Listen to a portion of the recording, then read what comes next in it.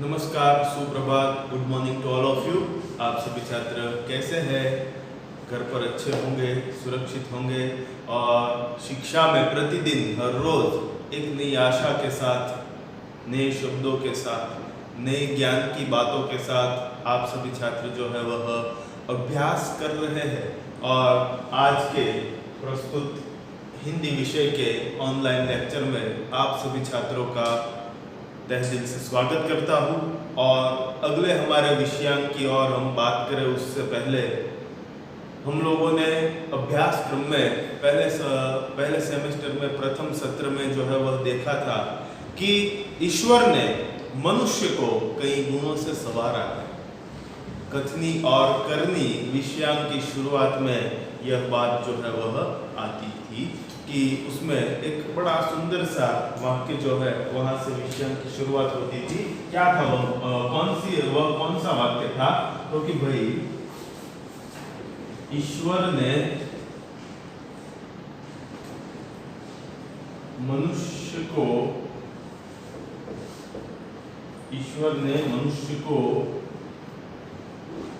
कई गुणों से संवारा है।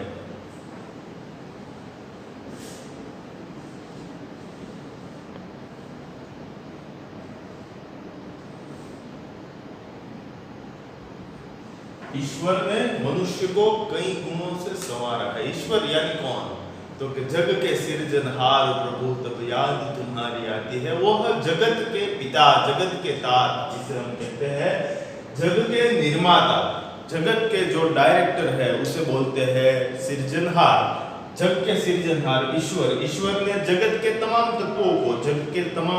तत्वों को जिन्होंने बनाया है, वह ईश्वर ने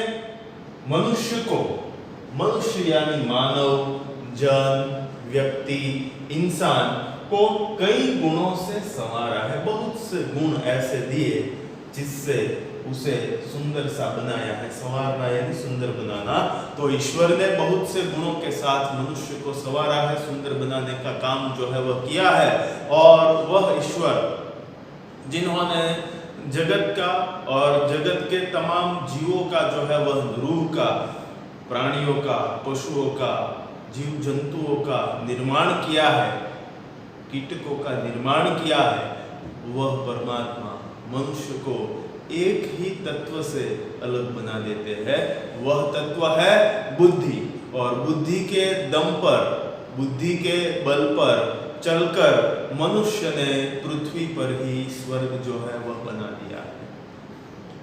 और मनुष्य ने अपने दम पर चलकर, अपने बल पर चलकर और अपने बुद्धि के बल पर अनेक आविष्कार बनाकर, अनेक आविष्कार करके क्या किया? तो कि विज्ञान की अनेक खोजों की वजह से मनुष्य ने जो है वह पृथ्वी पर ही स्वर्ग, जिसे वैकुंठ बोलते हैं, परमात्मा ने स्वर्ग में जो सुख दिया, वे सारे के सारे सुख धरती पर जो है वह इंसान ने जो है वह बना दिया है। और इसीलिए छठी कक्षा में जय जवान की, जय किसान की, जय हो जय विज्ञान की काव्य जो है वह आता था। और उसका हमने जो है वह अभ्यास गत साल जो है वह किया था। और उसमें आता था कि पल में जयपुर, पल में मथुरा, मानव आज पहुंच जाते हैं। और इंटरनेट की क्रांति आ गई, मोबाइल की क्रांति आ गई, इंटरनेट की परछाई अधर अधर पर खुशियां लेकी गंगा यमुना लहराई। जय जवान की, जय किसान की, जय हो जय विज्ञान की। बड़ी सुंदर बात जो है वह प्रस्तुत काव्य में हम लोगों ने देखी थी। तो बुद्धि के बल पर, बुद्धि के दम पर चलकर विज्ञान के अनेक आविष्कारों से मनुष्य ने जो है वह धरती पर स्वर्ग बनाया। और धरती की शान और धरती की जो शोभा है वह है मनुष्य। और ऐसी भावनाओं को अभिव्यक्त करता हुआ बड़ा ही सुंदर और बड़ा ही मनोहर काव्य आपके अभ्यासक्रम में समाविष्ट है। तो आइए साथ मिलकर के हमारे अभ्यासक्रम का 5वां काव्य धरती की शान गीत है, उसका आज हम लोग जो है वह अभ्यास करेंगे। सभी छात्र जो है वह अपनी किताब निकालें और अपनी किताब में विषयांक नंबर 5 धरती की शान जो है वह खोले। आइए उसकी बात करते हैं।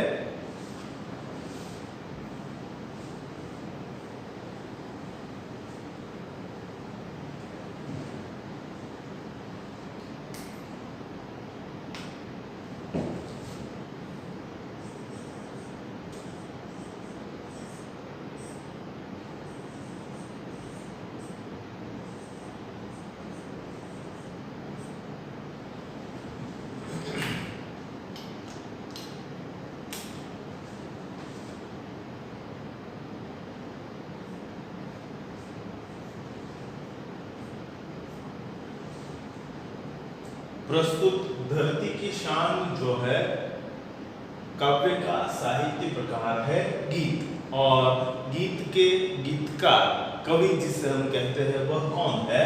तो यहाँ पर मैं नाम लिखता हूं,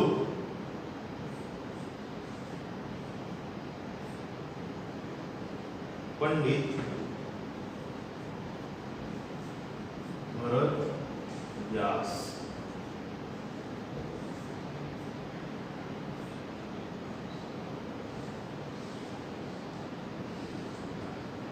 प्रस्तुत सुंदर से गीत के गीतकार जो है वह है पंडित भरत व्यास जी, और उन्होंने यह बड़ा ही मनोहर और बड़ा ही सुंदर गीत जो है वह लिखा है। तो पंडित भरत व्यास जी के द्वारा लिखा गया प्रस्तुत सुंदर सा काव्य गीत जो है साहित्य प्रकार है गीत, जिसे गाया जाए, जिसका साहित्य के लक्षणों को देखा जाए तो जिसमें गेयता है, गेयता यानी जिसे हम गा सकते हैं, उसे कहा जाता है गीत। और धरती की शान गीत पंडित भरत व्यास जी के द्वारा लिखा गया हुआ है, आपके अभ्यास क्रम में समाविष्ट है और 5वें विषयांक के रूप में स्वरूप में वह दिया गया हुआ है। तो आइए साथ मिलकर के प्रस्तुत 5वें विषयांक का अभ्यास करते हैं। लेकिन सबसे पहले काव्य की शुरुआत में पंडित भरत व्यास जी का परिचय दिया गया हुआ है और धरती की शान गीत में किस प्रकार की बात समाविष्ट है उसकी बात जो है वह बतलाई गई हुई है। तो ब्रैकेट में दी गई हुई काव्य समझ की जो बात है वह सबसे पहले देख लेते हैं और पंडित भरत व्यास जी का परिचय प्राप्त करते हैं। तो सभी छात्रों का ध्यान अपनी अपनी किताब में 28वें पन्ने पर दिया गया काव्य धरती की शान पंडित भरत व्यास जी का परिचय लेते हैं। देखिए गौर से, पंडित भरत व्यास जी हमारे जाने माने गीतकार थे। कि पंडित भरत व्यास जी जो थे वे हमारे हिंदी साहित्य के जाने माने गीतकार, गीतकार यानी जिन्होंने गीतों की रचना की है उसे कहा जाता है गीतकार। तो पंडित भरत व्यास जी जो है वे हमारे हिंदी साहित्य के जाने माने गीतकार थे। और आपका जन्म 18 दिसंबर 1918 में राजस्थान के चूरू गांव में हुआ था। कि पंडित भरत व्यास जी जो है उनका जन्म 18 दिसंबर 1918 को राजस्थान में आया हुआ चूरू नाम का जो गांव है वहां पर पंडित भरत व्यास जी का जन्म जो है वह हुआ था। आपने कई गीतों की रचना की है, इसीलिए उन्हें कहा गया गीतकार। गीतकार यानी बहुत से गीतों की रचना जो करते हैं उसे बोलते हैं गीतकार। तो पंडित भरत व्यास जी ने बहुत सारे गीतों की रचना की है। यह गीत सन 1958 में आई हिंदी फिल्म गांव गोरी से लिया गया है। प्रस्तुत गीत जो है वह हिंदी में एक पिक्चर आया था, फिल्म आया था, फिल्म का नाम है गांव गोरी। गांव गोरी नाम का जो मूवीज है, फिल्म है, उनमें से यह गीत जो है वह लिया गया हुआ है। तो हम जो है वह कल्पना कर सकते हैं कि पंडित भरत व्यास जी ने जो गीतों की रचना की वे गीत कितने सुंदर, श्रेष्ठ और उनके शब्द जो है वह कितने मनोहर होंगे कि उनके गीतों को फिल्मों में गानों के रूप में, गानों के स्वरूप में जो है वह दिए गए थे। तो गांव गोरी से प्रस्तुत गीत जो है वह लिया गया हुआ है। और आइए इस गीत में क्या है, तो कि इस गीत में कवि ने मनुष्य को सबसे बुद्धिमान बताया है। कि प्रस्तुत जो गीत है इस गीत में कवि ने मनुष्य को सर्वश्रेष्ठ और सबसे बुद्धिमान जो है वह बताया है। मनुष्य ने अपनी बुद्धि और कठोर परिश्रम के आधार पर जल, स्थल और आकाश में कई उपलब्धियां अर्जित की है। कि मनुष्य ने क्या किया है, तो कि मनुष्य ने अपने बुद्धि के बल पर और कठोर परिश्रम के आधार पर ही मनुष्य ने पृथ्वी पर तो ठीक, जल में, स्थल में, स्थल यानी जमीन, जल, स्थल और आकाश, जल यानी पानी, स्थल यानी जमीन और आकाश यानी आसमान में कई उपलब्धियां अर्जित की है, बहुत सी उपलब्धियां जो है वह बनाई है। मनुष्य प्रकृति को बहुत सीमा तक अपने अनुकूल ढालने में सफल हुआ है। कि मनुष्य जो है वह प्रकृति को, जो प्रकृति है, कुदरत जो है, उनके नितांत तत्व जो है उन्हें बहुत सीमा तक अपने अनुकूल ढालने में सफल हुआ है, अपने आप को अनुकूल करने में वह जो है वह सफल भी हुआ है।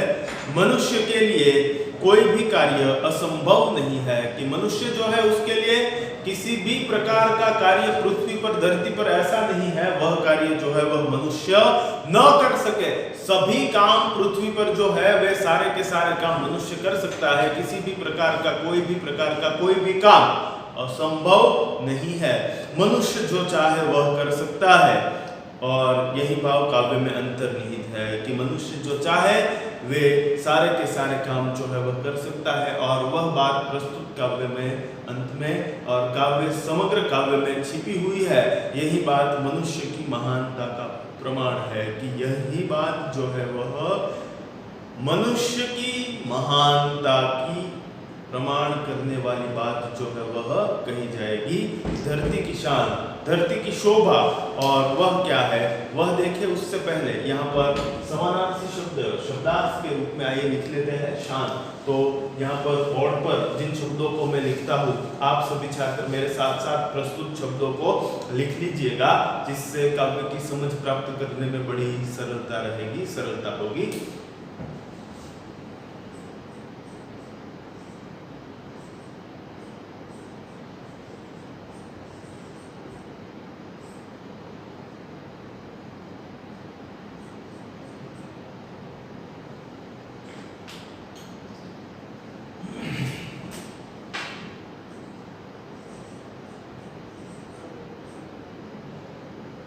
शान शब्द है प्रस्तुत शीर्षक में भी आता है और काव्य में भी आता है। शान यानी जिसे बोलते हैं शान यानी शोभा, गुजराती शब्द है शोभा। बाद में जिसे हम बोलते हैं वैभव, और जिसे हम बोलते हैं गौरव।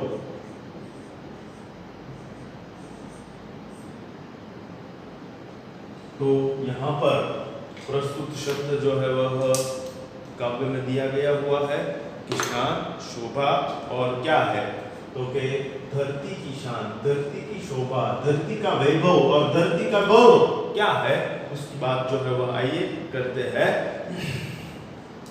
तो सबसे पहले काव्य में जो शब्द दिए गए हुए हैं वे सारे के सारी काव्य की बातें जो है वह आपको याद रखनी है। और उसे याद रखने के लिए सबसे पहले काव्य जो है उसका गान जो है वह मैं यहाँ पर करूँगा। आप सभी छात्र मेरे साथ इस प्रकार के राग में, आलाप में यह काव्य जो है उसका गान जो है वह घर पर कर सकते हैं। बार बार के काव्य के गान से आपको फायदा ये होगा, लाभ ये होगा कि आप जो है वह काव्य के शब्दों को आप जो है वह याद कर लेंगे। और काव्य के शब्दों को इस प्रकार से आप एक बार आपने याद कर लिया तो काव्य के साथ जुड़े हुए किसी भी प्रकार के प्रश्न आपको परीक्षा में पूछे जाएंगे तो बड़ी ही सरलता और सुंदरता के साथ आप उसके उत्तर दे सकेंगे।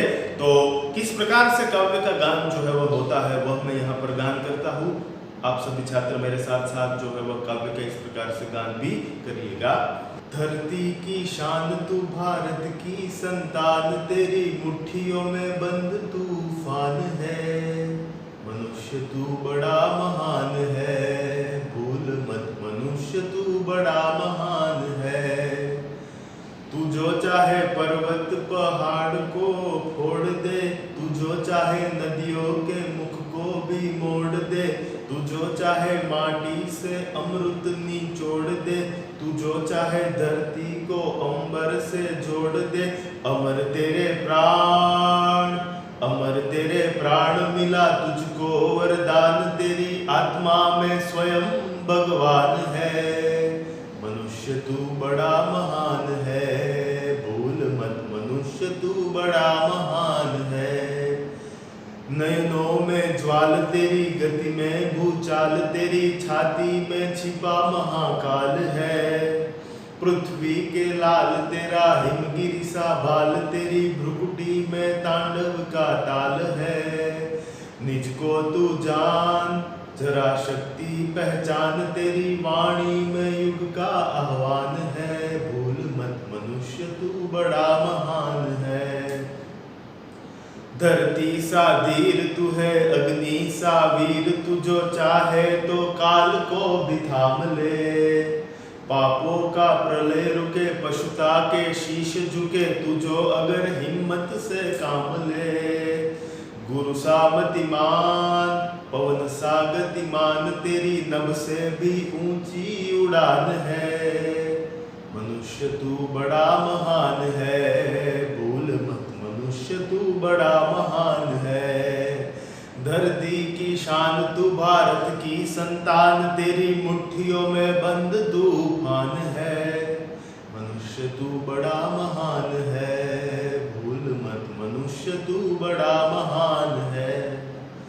तो इस प्रकार से बार बार के काव्य के गान से काव्य जो है वह आपको याद रह जाएगा, और यदि काव्य याद रह गया तो काव्य से जुड़े हुए किसी भी रूप के, किसी भी स्वरूप के, किसी भी प्रकार के प्रश्न आपको परीक्षा में पूछे जाएंगे, या कोई भी आपको पूछेगा तो आप झट से उसके उत्तर जो है वह दे सकेंगे। तो काव्य जो है उसे बार बार दोहराते रहिए, फुर्सत के समय में उसे गाते रहिए, जिससे काव्य जो है वह आपको याद रह जाएगा। अब आइए काव्य की समझ प्राप्त करते हैं और देखते हैं क्या है काव्य में कौन सी बात अंतर्निहित है।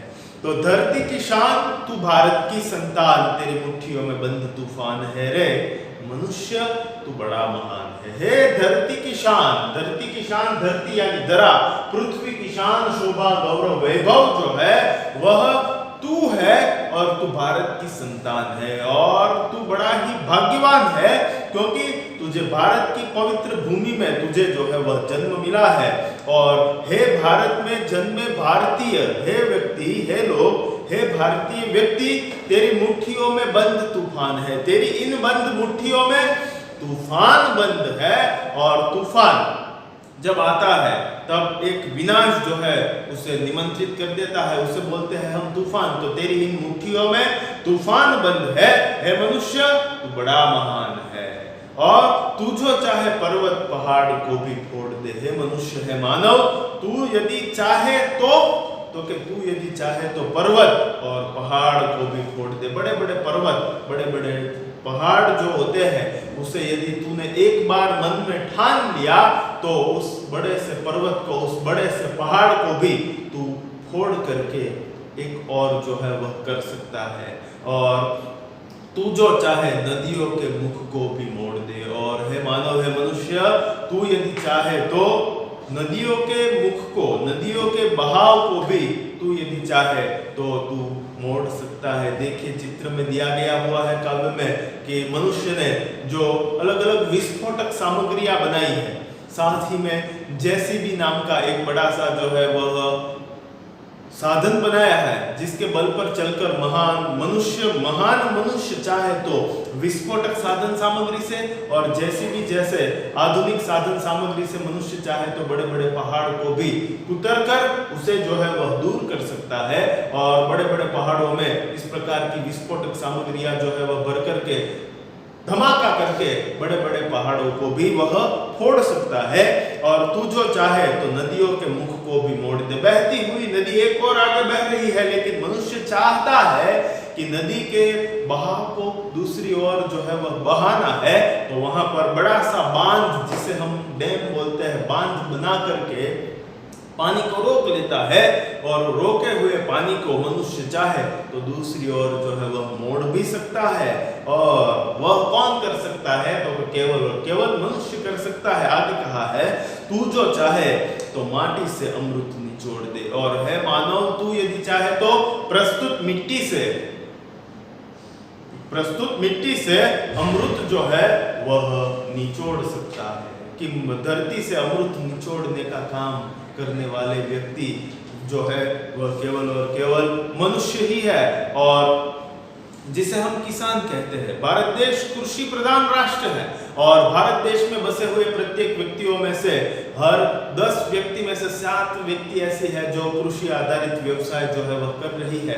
और कृषि के द्वारा ही व्यक्ति जो है, जो कृषि है उस व्यवसाय के साथ जुड़े हुए जो किसान है, वह माटी से मिट्टी में जो है वह एक बीज बोता है और अनेक की प्राप्ति, अमृत की प्राप्ति जो है वह होती है और अनेक एक बीज बोने के बाद अनेक जो है वह धान्य के पाक जो है वह मिलते हैं और अनेक के पेट जो है वह किसान के द्वारा भरते हैं और अमृत का, जिसे हम गुजराती में ओडकार कहते हैं, हिंदी में डकार बोली जाती है, तो अमृत की डकार सभी व्यक्ति को जो है वह प्राप्त होती है और वह केवल और केवल जो किसान है वे करते हैं। इसीलिए काव्य में कवि कहते हैं कि तू जो चाहे तो माटी से अमृत निचोड़ दे, तू यदि चाहे तो धरती की मिट्टी में से तू अमृत का तत्व जो है वह निचोड़ करके बाहर ला सकता है और तू जो चाहे धरती को अंबर से जोड़ दे। और हे मनुष्य, है मानो तू चाहे तो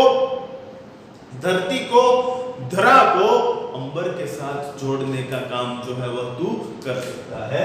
यहाँ पर शब्दार्थ और समानार्थी शब्द में भी ये शब्द पूछे जाएंगे, आपको याद रखने हैं।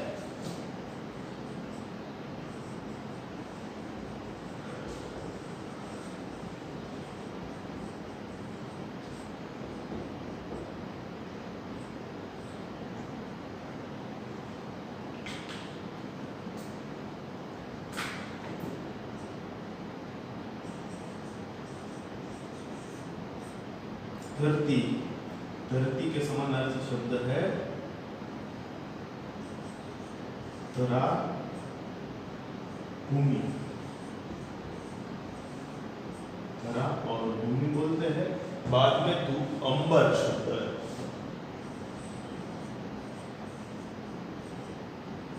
तू जो चाहे धरती को अंबर से जोड़ दे। अंबर यानी आकाश,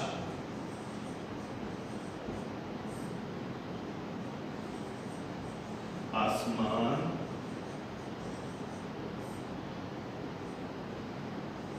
नौ,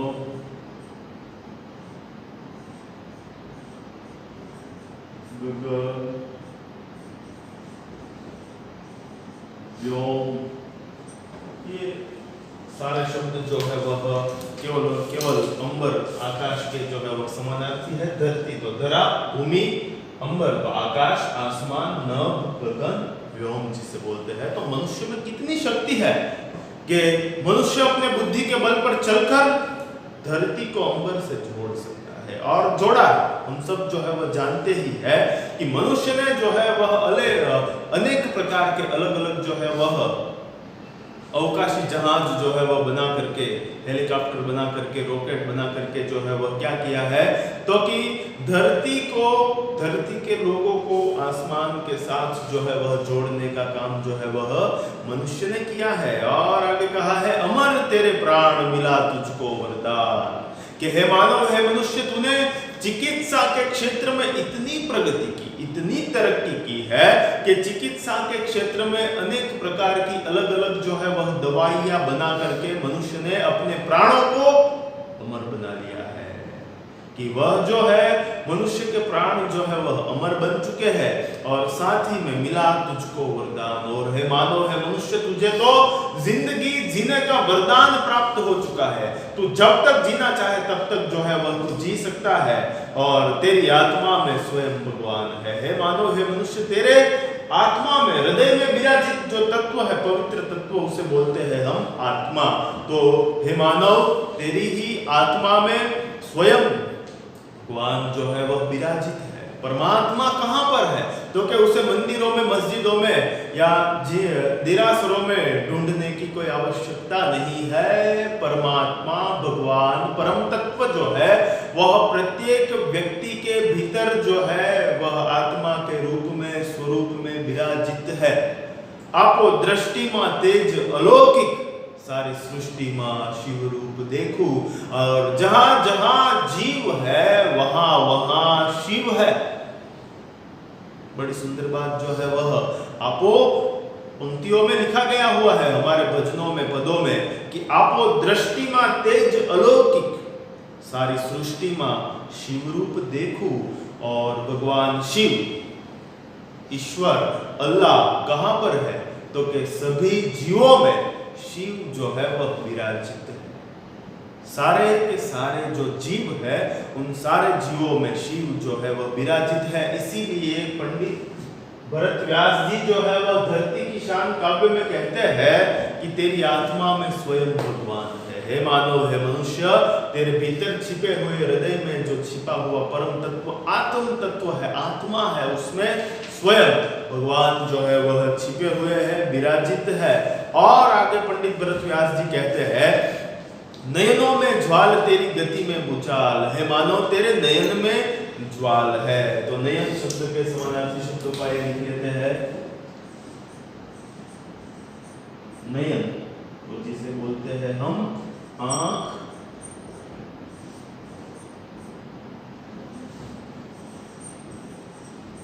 और चक्षु जिसे कहते हैं, साथ ही में नेत्र बोलते हैं। बहुत से समानार्थी शब्द आंख के होते हैं।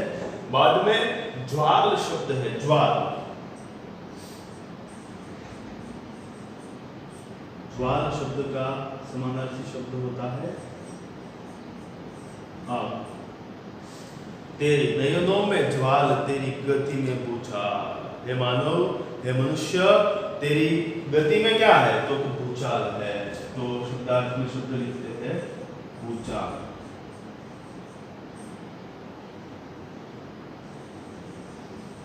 जिसे भूकंप बोलते हैं, हड़कंप जिसे हम कहते हैं। तो हे मानव, हे मनुष्य, तेरे नयनों में, तेरी आंखों में, तेरी चक्षु में, तेरे नेत्र में क्या है? तो कि एक ज्वाल छिपी हुई है, आग छिपी हुई है, और उस आग से सृष्टि का सर्जन भी होता है और सृष्टि का विसर्जन भी इन्हीं आंखों की आग से जो है वो हो सकता है। इसलिए गीतकार भरत व्यास जी जो है वो कहते हैं कि नयनों में ज्वाल तेरी गति में भूचाल। तेरी गति यानी तू उस गति से आगे बढ़ता है तो तू भूचाल ला सकता है, तो पृथ्वी पर चाहे तो तू भूकंप ला सकता है, और तेरी छाती में छिपा महाकाल है। और हे मानव, हे मनुष्य, तेरी छाती में, तो कि तेरी छाती में, वक्ष में जो है वह भगवान महाकाल जो है वह छिपे हुए हैं। महाकाल जी भगवान शिव के हमारे भारत में आए हुए द्वादश ज्योतिर्लिंग, द्वादश यानी 12 ज्योतिर्लिंग जो है, 12 ज्योतिर्लिंगों में एक ज्योतिर्लिंग जिसे बोलते हैं प्रथम, हमारे गुजरात में सोमनाथ में आया हुआ है, और बाकी के ज्योतिर्लिंगों में से एक महाकाल का ज्योतिर्लिंग जो है वह आया हुआ है उज्जैन स्थित महाकालेश्वर महादेव। और भगवान शिव का महा विनाशकारी रूप जो है, क्रोध से भरा हुआ रूप स्वरूप का शिवलिंग, वह है महाकालेश्वर का। और महाकालेश्वर के उज्जैन में आए हुए ज्योतिर्लिंग में भगवान शिव की हर सुबह जो है वह आरती होती है, भस्म आरती होती है।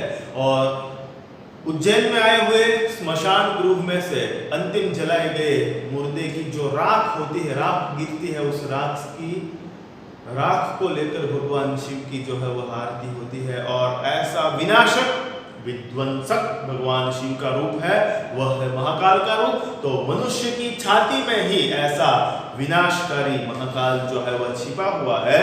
और पृथ्वी के लाल तेरा हिमगिरी सा बाल। हे पृथ्वी के लाल, हे लाल यानी संतान, हे पृथ्वी के लाल तेरे, तो के तेरा हिमगिरी सा बाल।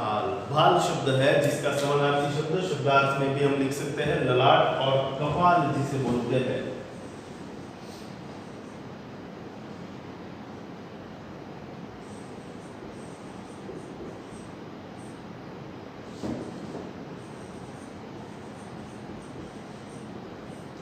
ललाट और कपाल जिसका अर्थ होता है, तो तेरी पृथ्वी के लाल तेरा हिमगिरी सा बाल। हिमगिरी यानी हिमालय पर्वत जिसे हम कहते हैं, तो वह शब्द भी आइए साथ मिलकर के लिख लेते हैं, हिमगिरी।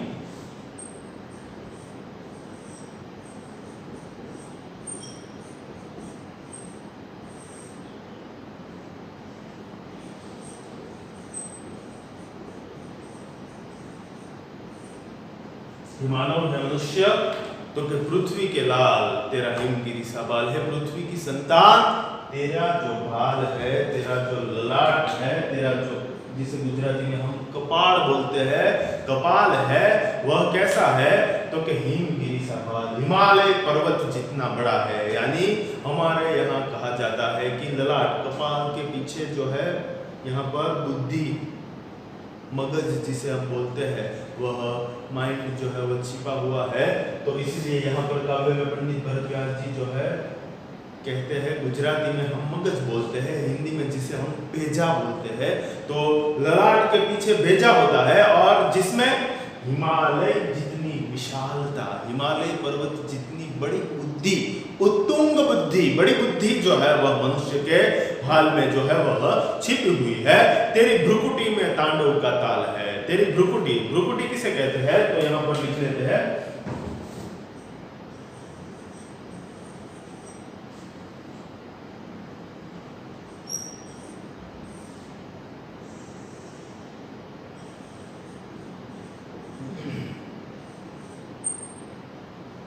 भ्रुकुटी जिसे कहते हैं, भौं जिसे कहते हैं, हम गुजराती में नैन बोलते हैं।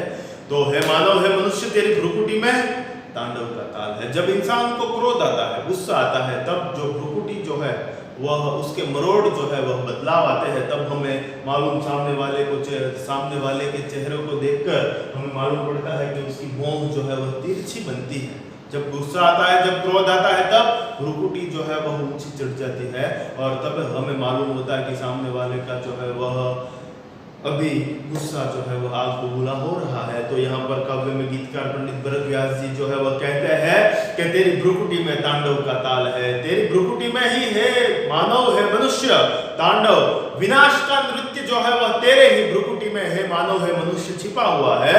निज को तू जान, जरा शक्ति पहचान, तेरी वाणी में युग का आह्वान है।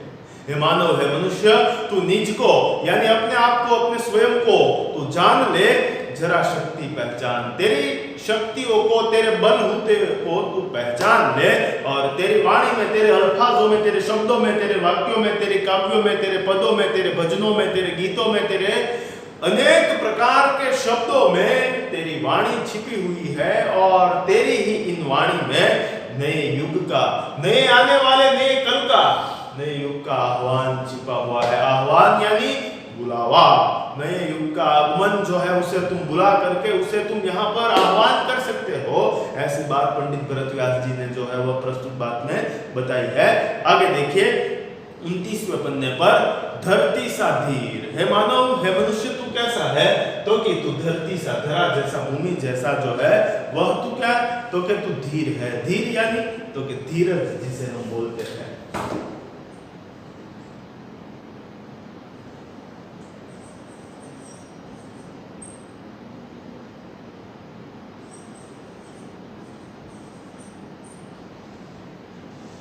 हे मानव, है मनुष्य, तुझमें धरती जितनी धीरज है, धरती को हम माता कहते हैं और सारे के सारे जो जीव है वे धरती पर इस प्रकार से रहते हैं, बसते हैं और धरती माता जो है वह प्रत्येक व्यक्ति के भारों को, बोझ को, भार को सहती है और बिना कुछ कहे, बिना कुछ जो है वह बोले हरदम सहती ही रहती है। हम बड़े बड़े कुएं बनाते हैं, बाद में मोटर पंप जो है वह लगाने के लिए हम बड़े बड़े बोरिंग दार जिसे हम बोलते हैं वह लगाते हैं, तो उससे धरती को पीड़ा होती है और धरती जो है उसे हम माता कहते हैं और माता अपने संतान की सारी सभी सच्ची अच्छी गलत बातों को जो है वह सह लेती है। इसलिए काव्य में कवि जो है उसने मनुष्य की धीरज को, मनुष्य की धीरज जो है वह धरती जितनी बड़ी जो है वह बताई है और कहा गया है कि धरती सा धीर तू है, अग्नि सा वीर, है मानव, है मनुष्य, तुझ में, तेरे पास जो है वह धरती जितनी धीरज है और अग्नि सा वीर, और है मानव तू अग्नि जितनी वीरता भी तेरे पास है मनुष्य छिपी हुई है। साथ ही में कहा गया है तू जो चाहे तो काल को भी थाम ले, और है मानव, है मनुष्य, तू चाहे तो 12 घंटे की और 24 घंटे का एक दिन, 12 घंटे का दिन, 12 घंटे की रात और पूरा जो है वह 24 घंटे का जो चक्र है उसे है मानव, है मनुष्य, तू जो चाहे तो काल को भी थाम ले। तू चाहे तो इस प्रकार के बढ़ते हुए काल को, बढ़ते हुए समय को भी तू थाम सकता है, तू रोक सकता है। उतनी बुद्धि और इतना ज्ञान और इतनी शक्ति और इतना सामर्थ्य है मानव तेरे पास छिपा हुआ है। पापों का प्रलय रुके, पशुता के शीश झुके, और हे मनुष्य, हे मानव, तू चाहे तो पापों से होने वाला प्रलय, प्रलय जिसे कहा जाता है विनाश, समानार्थी शब्द में लिखते हैं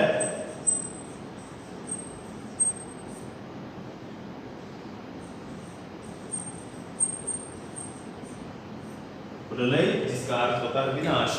तो पापों का प्रलय रुके, पशुता के शीश झुके। पापों से होने वाले प्रलय को है मानव विनाश को, प्रलय को विनाश को है मानव, तू चाहे तो तू उसे रोक सकता है। और पशुता के शीश झुके, पशुता यानी क्या, तो कि जिसे हम जड़ता बोलते हैं। फालतू में बनाए गए जो नियम होते हैं उसे बोलते हैं जड़ता। और कई ऐसे मनुष्य जिसे हम बोलते हैं कि ये एकदम से जड़ जैसा है, जड़ यानी पशुता जिसे हम कहते हैं। तो पशुता के शीश झुके, ऐसी पशुता है, जड़ता है, वह शीश झुकाकर नतमस्तक होकर खड़ी हो जाए। शीश झुकाना यानी नतमस्तक बनना, इस प्रकार से खड़े होना उसे कहते हैं शीश झुकाना, नतमस्तक होना। तो यहाँ पर काव्य में कवि कहते हैं पशुता के शीश झुके, तू जो अगर हिम्मत से काम ले मानव, तूने एक बार अपनी हिम्मत से काम लिया तो पापों से होने वाले प्रलय को तू रोक सकता है। और साथ ही में पशुता के, जड़ता के शीश को भी तू झुका सकता है। क्यों, तो कि तूने एक बार हिम्मत से काम लिया तो सभी प्रकार की नामुमकिन बातों को भी तू मुमकिन बना सकता है।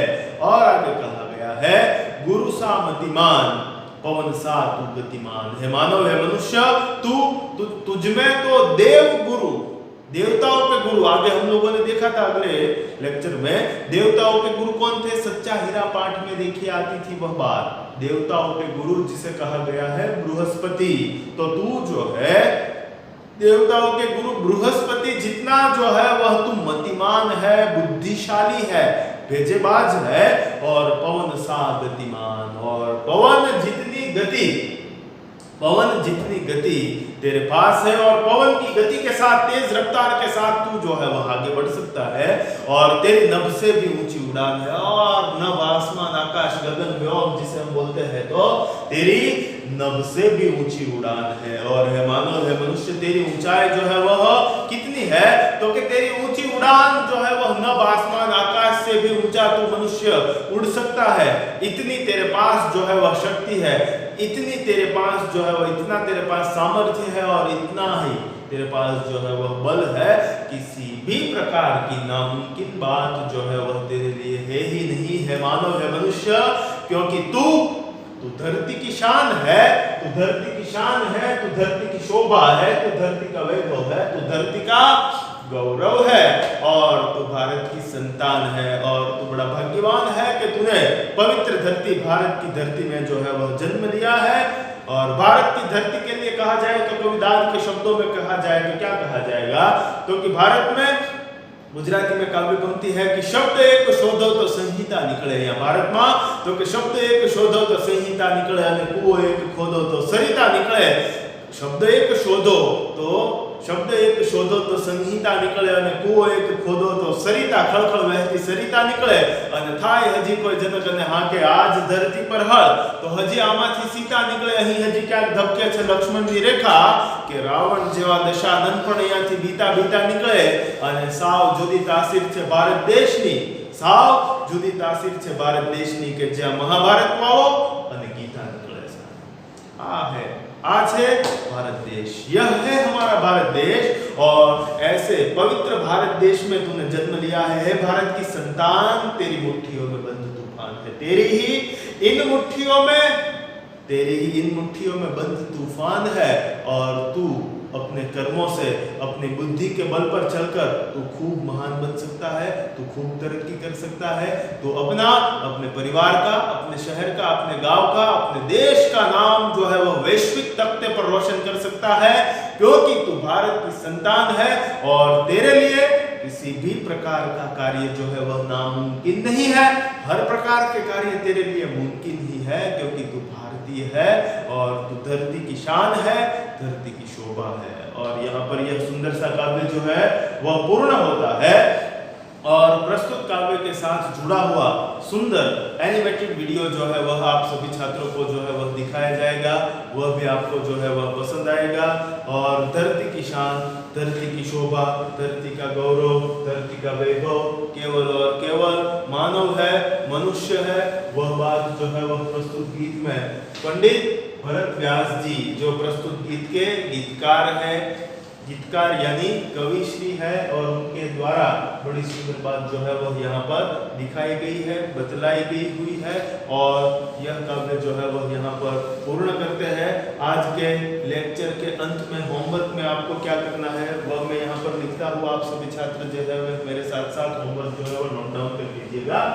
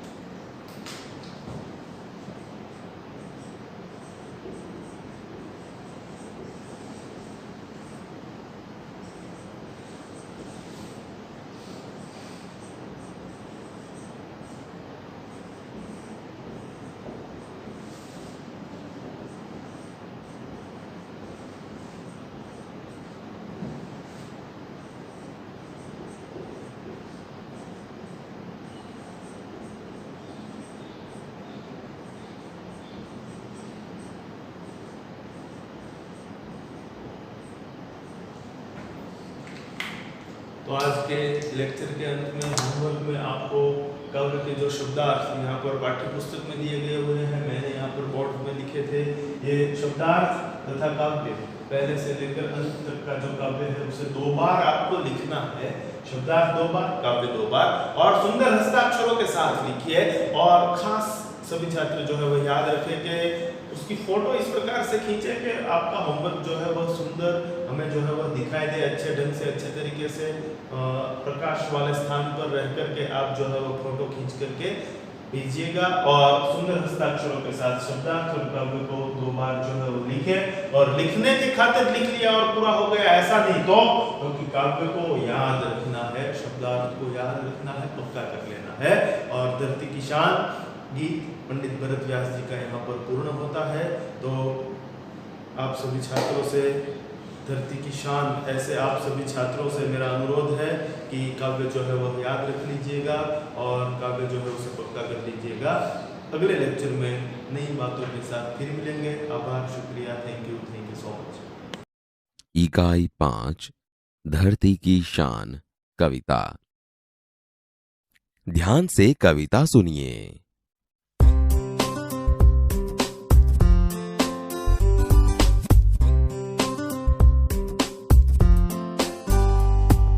धरती की शान तू भारत की संतान, धरती की शान तू भारत की संतान, तेरी मुट्ठियों में बंध तूफान है रे। धरती की शान तू भारत की संतान, तेरी मुट्ठियों में बंध तूफान है रे। मनुष्य तू बड़ा महान है,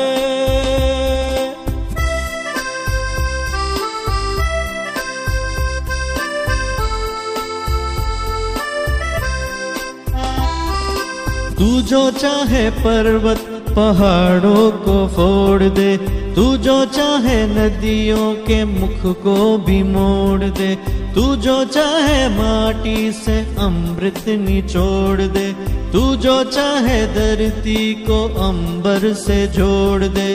अमर तेरे प्राण मिला तुझको वरदान, तेरी आत्मा में स्वयं भगवान है रे।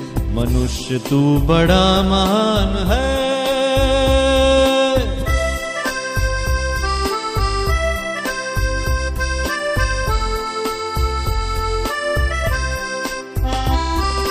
नयनों में ज्वाल तेरी गति में भूचाल, तेरी छाती में छिपा महाकाल है। पृथ्वी के लाल तेरा हिमगिरी सा भाल, तेरी भ्रुकुटी में तांडव का ताल है। निज को तू जान, जरा शक्ति पहचान, तेरी वाणी में युग का आह्वान है रे। मनुष्य तू बड़ा महान है।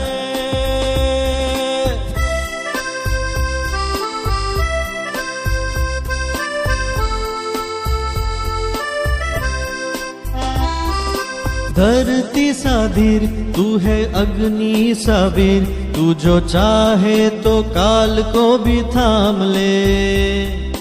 पापों का प्रलय रुके, पशुता का शीश झुके, तू जो अगर हिम्मत से काम ले।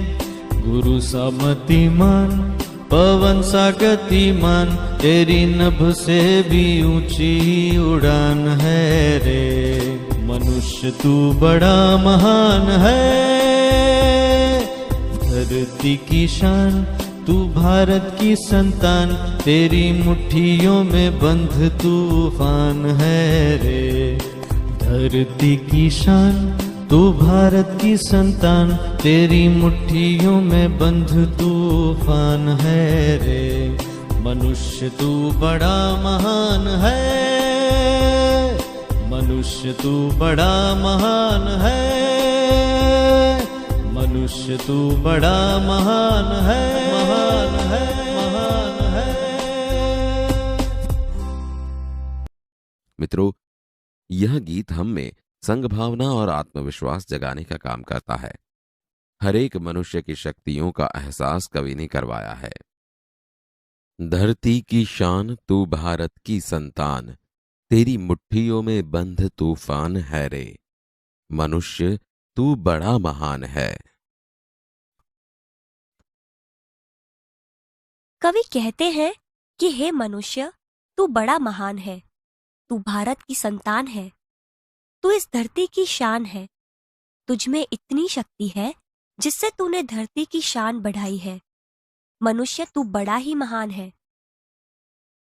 तू जो चाहे पर्वत पहाड़ों को फोड़ दे, तू जो चाहे नदियों के मुख को भी मोड़ दे, तू जो चाहे माटी से अमृत निचोड़ दे, तू जो चाहे धरती को अंबर से जोड़ दे।